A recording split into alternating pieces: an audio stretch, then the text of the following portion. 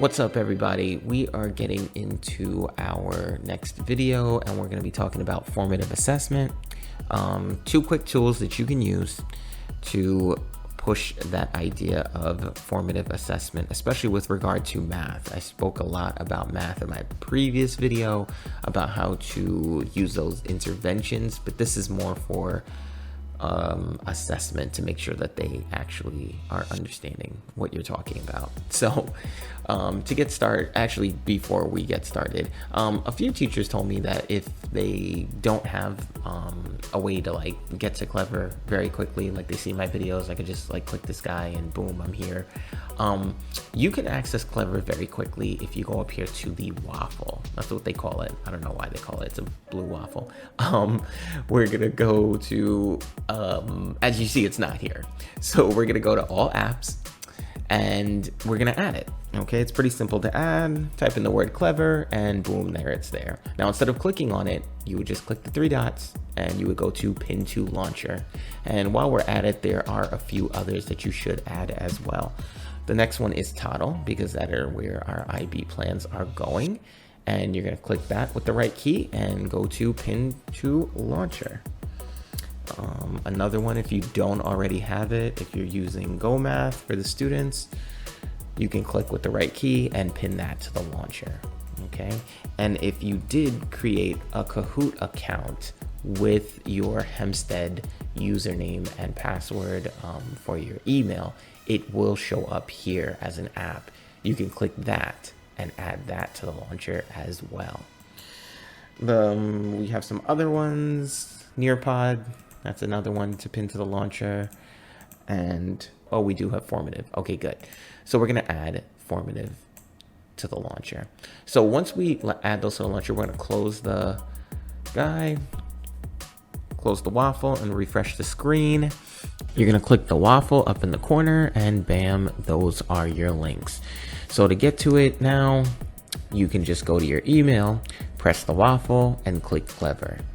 Takes about 2 to 3 seconds, but there we go. The two resources we were talking about before, we're gonna go to search and we're gonna go to Formative, the one that you saw that I just added. We're gonna go to single sign-on and it's gonna ask us to install it. A few of my colleagues talked about it and they've been using it ever since. This is a great tool to use. Install it. It looks a lot like ClassKick. So we're gonna click here and we're gonna go to just you and me. And we're gonna go to allow and continue. So make sure those two pages are clicked so that the students can see it. Now, what's good about this is we're gonna go to classes and it automatically syncs your Clever list. So you don't have to make your own roster. It's not gonna get so sloppy and your kids will all be here. Okay, Clever roster sync. You just press that one time and yep, that's the one I'm doing. It's already imported. We're good. We're good. So don't reinvent the wheel. This isn't like ClassKick where the kids could just touch and move and do stuff. Your best bet is to go to a library. And again, it has all the module tickets, exit tickets for all the modules, for all the grades going down. The way to get to this is basically a folder. If you click it, it'll open. And if you press this plus sign, you would just add it. It says go to your new formative, you click it, and it basically looks like ClassKick. You assign and then you view the responses. This is exactly what the students would be seeing. It's basically just 2 questions. I'm gonna go to assign and I'm gonna choose that one so that the students in Clever could see it. And I'm gonna assign that. Go to formative log. They don't have to actually, because they could just go to their Clever where they're gonna see it. All right, now if I go to 1, this is the first question and it's gonna tell me all the responses that the kids came up with, the students came up with. Go to 2, and this is the second exit ticket question from Eureka. So if you want to use this as a formative assessment to make sure that the students got the skill of 3-digit division by 2-digit division with decimals or remainders, this would be a good route to go. And it names all the standards. So this is actually pretty awesome to use and you could just push out to the students. Okay, resource number 2. Resource number 2, we're gonna go to search, and this one is called Quizizz. I don't know, I think Snoop Dogg made it. Anyway, we're gonna click it, and then we're gonna go to install. And same thing, make sure those 2 pages are checked. And again, both of these resources are through Clever, and you would just use them to make formative assessments, tickets, exit tickets for your students to make sure that they learn it. You could follow this little map along the way and create your own thing, but it's best to just go through what they already have. So that's why Explore is already clicked.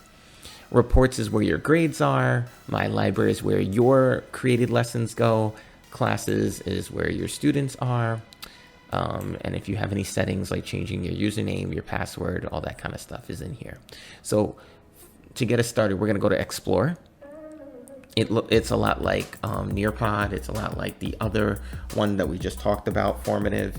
We're going to type in fractions as an example and make sure Quizizz library is chosen because that's what you're checking. We're going to hit enter. Fractions, fractions, fractions. Now it's good to always look at the pieces here. So yes, it tells me this, and it automatically says quiz at the top. Another one, if you're just kind of quickly scrolling, you kind of see that it says 11 Qs. That means 11 questions.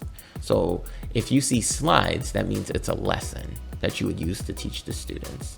And this says this is good from anywhere from 3rd to 8th grade. This is from 4th to 5th grade, and it's been played this many times, as many people like it. So that means it's probably a decent quiz to use for your students. You could kind of click it, and then at this point, you could preview the 11 questions, okay? If you don't want to leave the search results screen, you could just check the 11 questions from here, okay? And if you want to preview it, you want to see what the kids would see, you would click it, and then you would go over here to preview. So we're going to click preview. It opens a new one. We're going to go to start.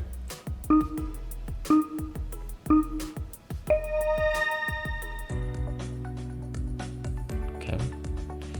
Some pretty cool music. Now you see this little timer going down here? That means they have about 120 seconds before the question just says that it's off. Okay, so again, it's a little bit like Kahoot, but instead of the students competing against one another, they're just doing a quiz, and it's very time censored and time oriented to push the students as fast as they can through the formative assessment, because exit tickets should be quick. They shouldn't take forever. Okay, so I hope you found this helpful. We're gonna head to start a live quiz instead of teacher paste, and that would kind of defeat the whole point of a quiz. We're gonna go to classic, and you could click continue, but if you scroll down more, you can click test. Okay, you have a bunch of different options here. This is if you want the kids to work together, and this is the classic one to just give it to the students at their own pace. Okay, participant attempts, you could move this. It's right now it's at a limited, but you could put it to 1 just so that you don't want the students to just keep taking the test over and trying to get a better grade. We're gonna scroll down. Make sure these are turned on. Shuffle questions, shuffle answer options, because kids are very, very inquisitive, and they'll find a way to speak to one another about the questions. And are you on number 3? And they'll do things like that. So this kind of negates that. And this even negates it even more because the answer options are all gonna be mixed up. So this randomizes a lot, and this kind of stops them from doing that. Keeps fidelity within your testing. So we're going to scroll all the way down, and we're going to go to continue. You're going to be met with a link and a join code. At this point, you could just go to copy the link, and you could head back to Clever. And if you go in my resources, there we are. There's the 2 of them. You can go to create teacher announcement, and you could paste it here and post it, and the kids would click on it and they would automatically join that way, or they can click the actual Quizizz link inside of Clever, and their information is already synced. So it's another way to keep fidelity and organization, you don't have to worry about creating the wheel over and over and over again. Okay, review time. Make sure you click that blue waffle and the 3, 4, or 5 very important apps are installed or pinned to the top of the launcher, and that you'll be able to get to it. Number 2, make sure you install Formative. That's pretty helpful. It has those Embark and Eureka exit tickets you could use for the students. So the students are seeing actual test questions. Okay, and finally, Quizizz. This is a helpful tool, and it basically does the same thing Formative does. I hope you found this video helpful with the 3 tips, and we're going to be getting into Zoom next. So thank you so much for watching. Talk to you soon.